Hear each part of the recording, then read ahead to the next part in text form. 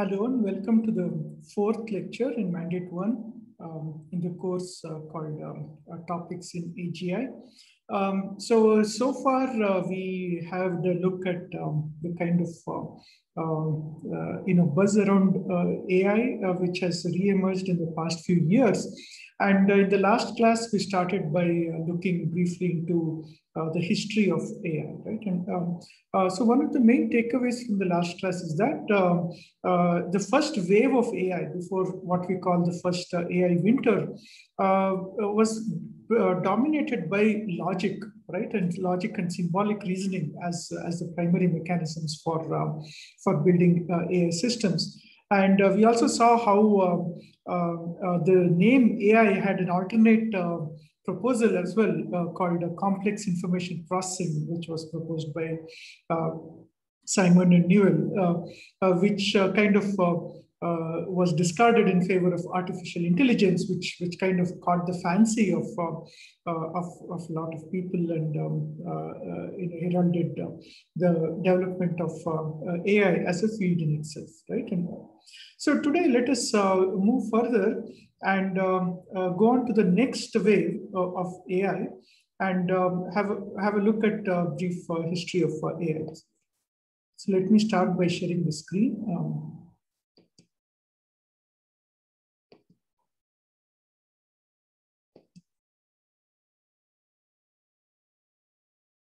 Okay, so I hope the screen is visible. I'll just bring this video a little down here.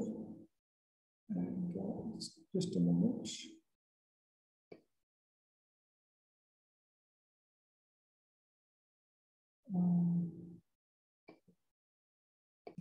Okay, so let me briefly skip through all these slides that we saw last time, and we'll go directly to today's set of slides. So this was a brief history of AI that we saw from the last class. Even we saw how what we now know as conversational AI or question answering systems existed for quite a while. There was even systems that that created algebraic problem solving from natural language specifications, right? And general problem solver and machine translation. So a lot of things that we are seeing today actually existed for a long time in different ways, except that we are kind of addressing all of these problems from a completely different perspective these days, right? And so this is where we ended in the last class, where in the 1980s, where we saw the first AI winter. And this was primarily due to the fact that most algorithms based on, query as search paradigm, right, which was characteristic of symbolic processing, were known to be intractable, right? They were extremely complex, NP-complete, or even NP-hard in some cases. NP completeness today is now kind of represented using the Boolean satisfiability problem, and in fact, a lot of NP completeness is proved by reducing a given problem to the satisfiability problem that we see today, right? Between 1980 to 87, we see what is called the second golden era of AI, with the new forms of concepts coming up, primarily advances in expert systems, fuzzy logic. Lotfi-Zadeh was one of the first guys who proposed fuzzy logic, and there were so-called fifth generation computers and fuzzy logic based hardware and so on. And connectionism based on neural networks. So we saw that neural networks was proposed way back, but it did not gain a lot of traction. But in the 1980s, neural networks came back into vogue with some contributions by, or key contributions by Hopfield, Rumelhart, Hinton, and so on. So in the 1980s also, the first, we witnessed the first major debates around AI, whether computers can be really intelligent or not, and whether AI can be harmful, what are the ethical implications of AI, and so on. There are also lots of debates on strong and weak AI. So we already had some idea of this because a lot of the advances so far in AI primarily address specific problems, right? Specific search problems or recognition problems and so on, right? And Lucas and Penrose, for example, were one of the most vocal critics of AI.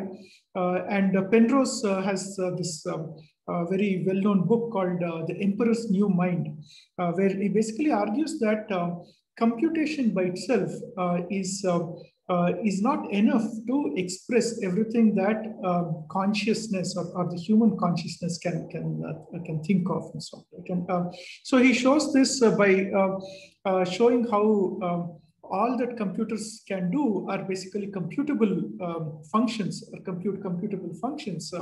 Going back to results from Alan Turing and Georg Cantor and others who basically showed that there are basically infinite hierarchy of infinite sets, right? So although computers can solve potentially infinite number of problems, there's a class of they represent a class of problems called computable functions, right? And we do know that there are problems which are even in theory uncomputable, right? And basically his argument is that consciousness and general intelligence is basically uncomputable. Okay. John Searle came out with his Chinese room argument. I think we'll look at this a bit more detail later on, where he showed this to show the difference between symbolic reasoning and actual semantic processing and so on, right? And so symbolic reasoning was one of the most widely used paradigm for representing intelligence in the first wave, and in fact, there are even staunch symbolists, if you may call it that, who say that everything is basically symbolic reasoning, right? And Searle basically came out with an argument where he shows that even if you do symbolic reasoning, it's very different from understanding the semantics of what you're doing, right? You could actually be doing symbolic reasoning and appear intelligent, but may not have understood any idea of what you have actually done and so on. Right? And so that's one thing. And Hubert Dreyfus also was another major critic. He wrote this book, which you can see here, called "What Computers Can't Do." Right, and he tried to argue between the difference between know-how and knowing how. Right, and again, so symbolic reasoning represents know-how, while knowing how is different from know-how. Right? And so that's the argument given by us.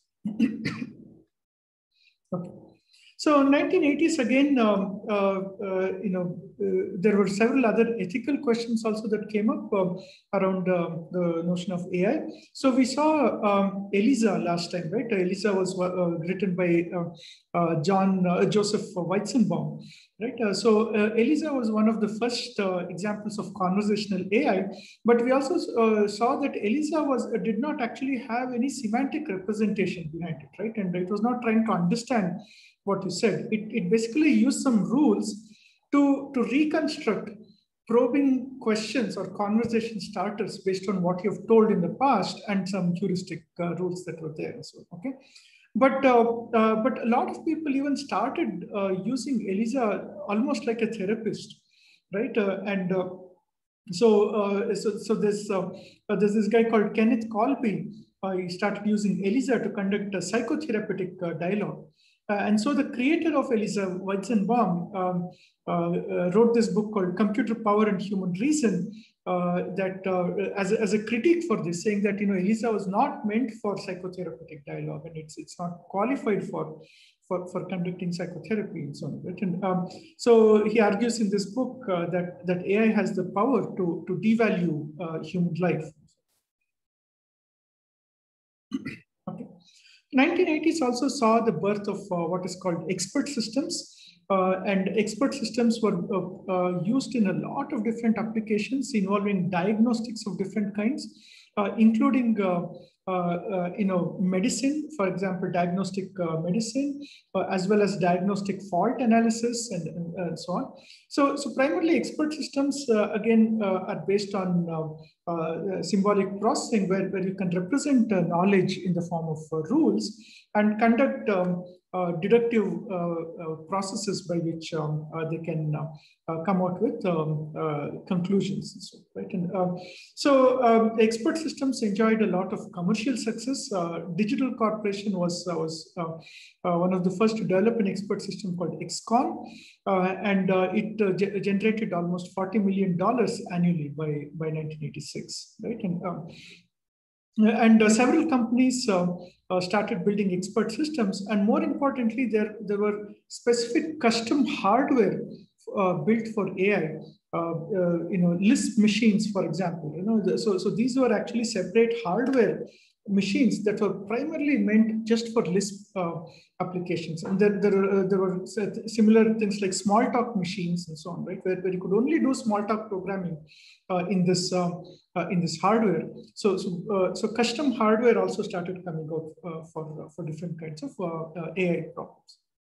Okay. Late 1980s also was when there were advances in knowledge representation and description logics. We'll talk about that in Mandate 2 a little bit. Knowledge-based reasoning and knowledge-based systems. And so knowledge systems or knowledge bases, right, basically represent generic constructs, where databases or information systems contain specific piece of information saying that, okay, this person has this ailment, this person has this ailment. These are all, data and information and so on, right? And well, knowledge is about generic constructs where you can abuse some generic rules saying that, okay, everybody who seems to work in this industry seems to suffer from this ailment and so on, right? And there seems to be a large correlation between people working in, let's say, mines and suffering from this ailment and so on, right? And so one of the primary differences between knowledge bases and let us say information systems or modeling, conceptual modeling that we'll also see is this principle, right?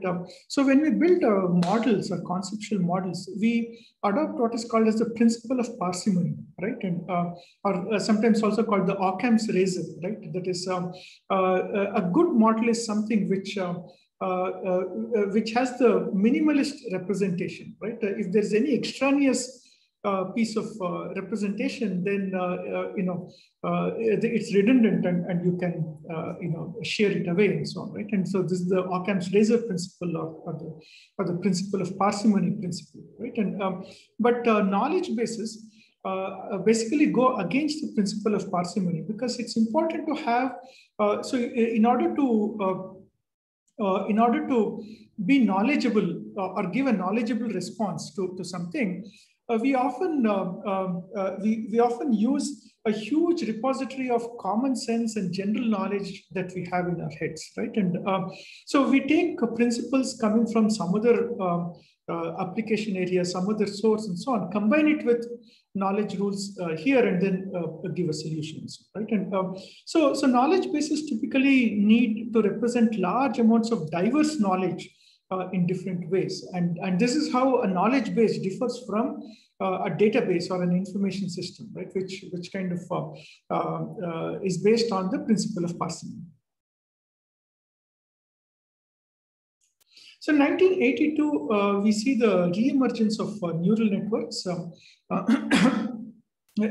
especially with the concept called auto-associative networks. This was first proposed by John Hopfield.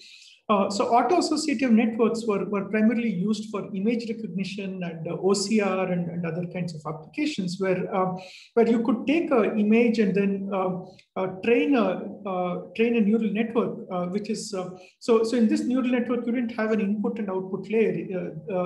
The Hopfield networks were such that it was a graph neural network. That is, neurons were connected to one another in arbitrary ways, right? And So this graph neural network had to train its weights until it reflected back the input that it provided, right? And so that was the idea behind the Hopfield network. So similarly, the multi-layer perceptron, the three-layer neural network, again also came back to life with the concept of backpropagation as the primary means for supervised learning in multi-layer neural networks. So this was proposed by Jeffrey Hinton and David Rumelhart. So backpropagation today has now revolutionized the entire area of deep learning and so on, and it is primarily used as the single most widely used technique for learning in neural networks. Right? In 1984, DARPA again issued several more grants as a strategic computing initiative to promote next generation AI Winter. But by the time 1987, by the time of 1987, we already see the second round of disillusionment setting in, also called the second AI Winter. Both expert systems and neural networks failed to reach up to their renewed expectations. And primarily, one of the primary reasons for this again was limitations in hardware. The computers at that time were simply not fast enough to solve any realistic problems with both neural networks or expert systems and so on.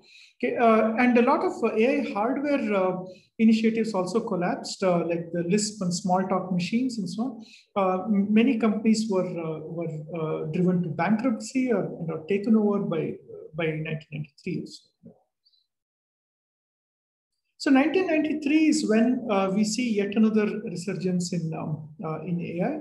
Probably, we can see this with the emergence of reinforcement learning. So Bartow, Sutton, and Anderson were one of the first researchers who proposed this concept of reinforcement learning. They used this to solve a control theory problem, which is called the cart pole problem or the inverted pendulum problem. Right. So the cart pole problem basically is shown in this figure here.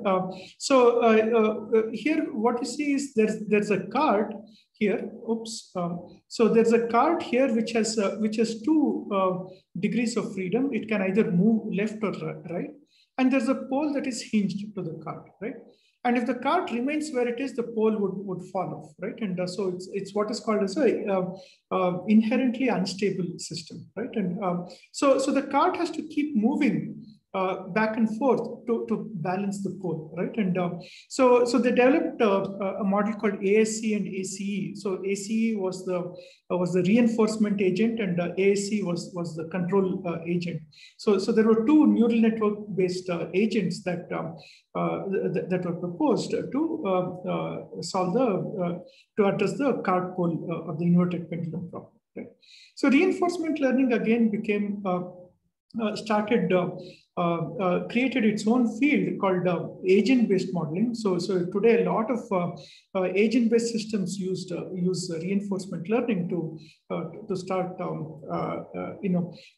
So reinforcement learning was basically neither supervised learning nor unsupervised learning, right? So these were the two broad classes of learning techniques that were there. So here reinforcements do not give us compute a specific error function like you do in supervised learning, but at the same time, it is not totally unsupervised either. You do get a positive or negative reinforcement from the system, a reward or a negative reward by this system. So this field was enhanced by a lot more theory in this field going further. MDPs are quite, Markov decision processes are quite widely used. Bellman's power iterations, multi-armed bandit. And today there are a lot of deep reinforcement models like Q-learning and several other models that are there. So late 1980s also saw some advances in robotics. So there was a new field called cybernetics that brought basically control theory into AI. So the confluence of control theory and AI was called cybernetics, and that there was special journals even on cybernetics and special conferences and so on, right? And cybernetics primarily addressed what is called as the Moravic's paradox, which basically stated that high-level reasoning, arithmetic, algebra, deduction, and so on, are actually much more easy to compute than things that we take for granted, like recognizing an object, recognizing speech, perception, motor capabilities, standing, walking, jumping, and so on, right? And so that's. But today we see great advances that are made in all of these, right? Both in machine perception as well as motor capabilities. Right? So robotics was also called embedded AI, and basically it argued that. It also took a very philosophical stance towards intelligence. It basically argues that a body was necessary for the emergence of the mind. Right? And a mind cannot exist on its own. The mind basically results as or emerges as a result of a lot of interactions that the body keeps doing with the environment. Okay, this was exemplified by this paper called "Elephants Don't Play Chess" by Rodney Brooks. He argues against symbolic representation and so on, and basically says that symbolic representation is an outcome or the emergent property of a lot of these control theoretic operations that are happening underneath, right? Better sensing and response and so on, right? And so it's proposed a model called the subsumption model for sensing and stimuli responses. And so basically, according to this argument, symbolic representation is basically one of the highest levels in the subsumption architecture. But the subsumption architecture needs to be supported by a lot of lower level control loops where you're continuously getting stimuli and responding to it and pursuing something and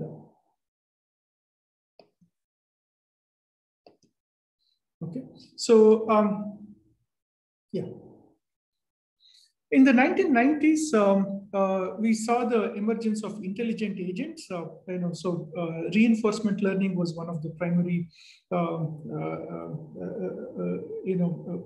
primary advances in this area. But then agents, the notion of agent theory itself developed on its own separately. So the whole idea of agents is to model this concept of agency or so-called free will, right? And so as autonomous agents, autonomy rather, right? And so what makes autonomy? So there are a lot of these questions about how do you define autonomy, right? By autonomy, it's something that you do on your own. You're independent. You're not necessarily following or obeying some orders and so on, right? And so we had all these debates like. Suppose I ask someone for a glass of water and he gives me the glass of water. Do you mean to say that he has lost his autonomy? So, right? And so that's not necessarily true, right? And similarly, suppose you have a spark plug and you give a current for the spark plug and it fails to give a spark, right? Then can you say that the spark plug is an autonomous agent, is acting autonomously, right? That's also not true because the spark plug could just be defective, right? It's not autonomous. So what constitutes autonomy? So there are a lot of these debates around that, and so in addition to reinforcement learning, there were theories of autonomy built around rational choice theory and behavioral economics and so on, which continues to this day. There's a lot of work done in the field of rational choice theory and behavioral economics.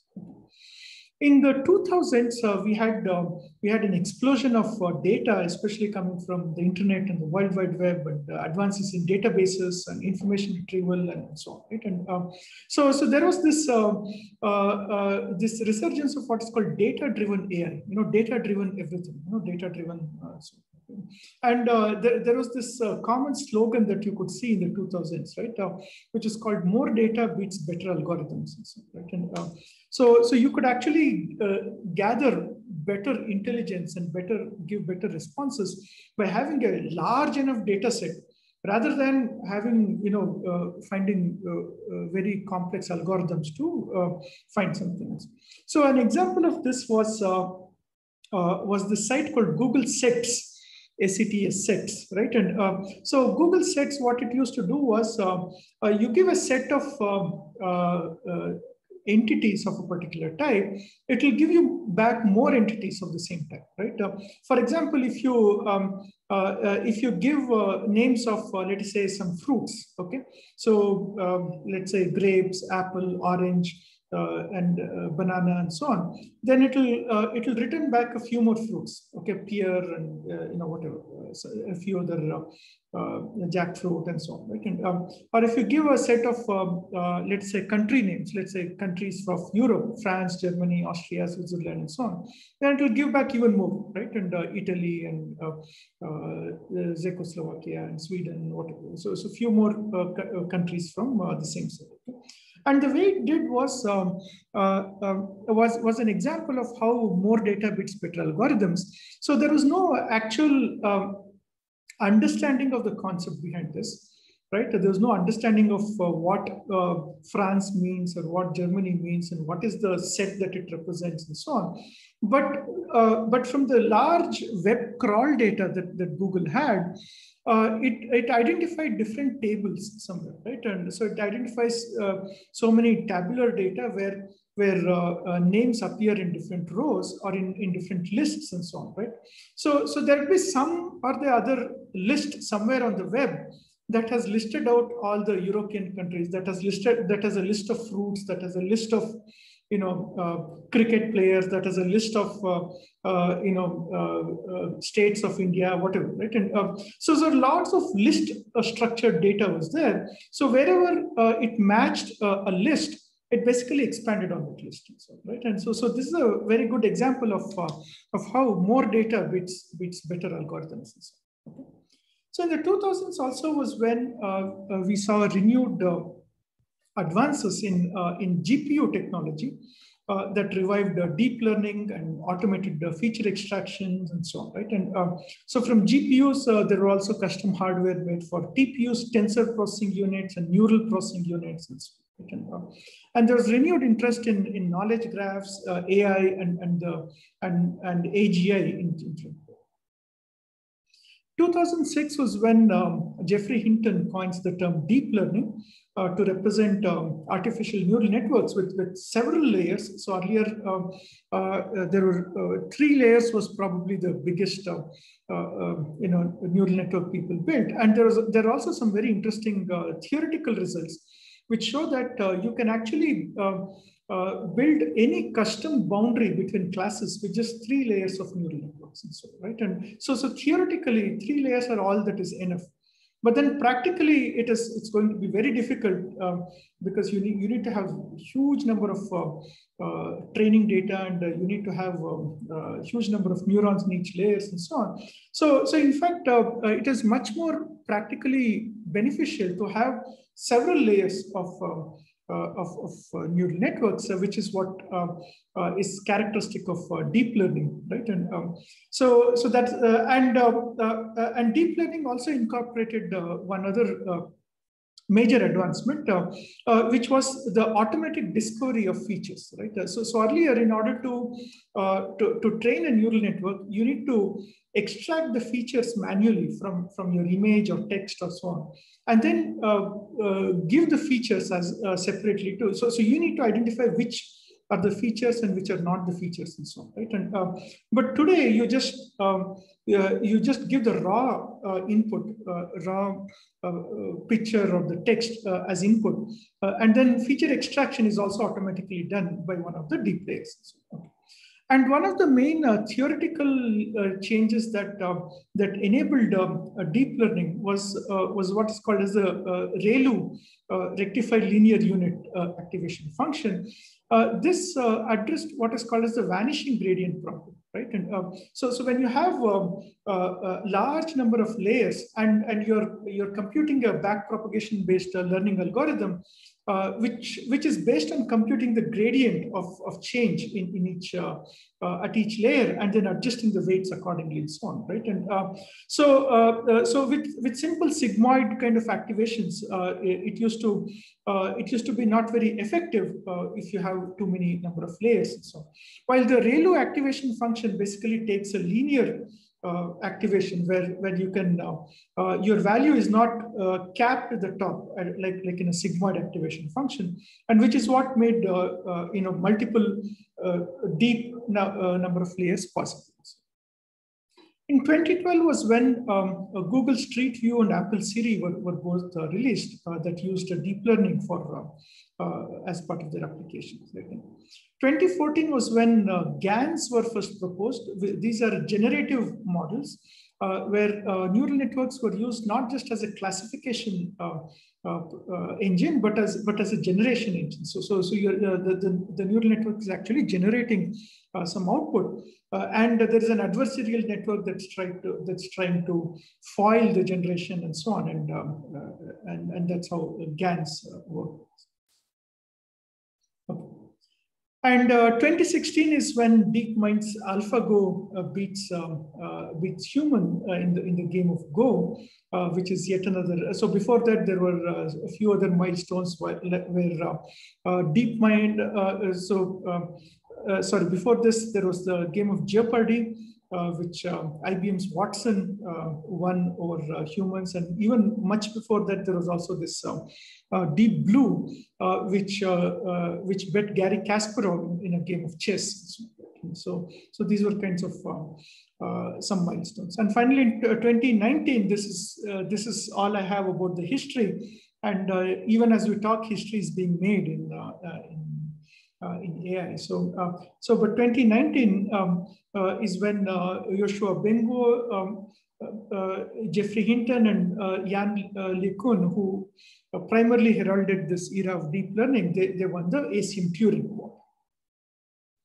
So the ACM Turing Award, of course, is the equivalent of the Nobel Prize in computing or computer science. So with this, let us stop at this note, and let's stop this lecture. So thus far, what we have seen is we had a quick overview of what are the kinds of changes AI is bringing to our society today, and we had a very quick walk through the history of AI, and we saw several milestones through it. And as we can see, AI went through several phases. There were several AI winters.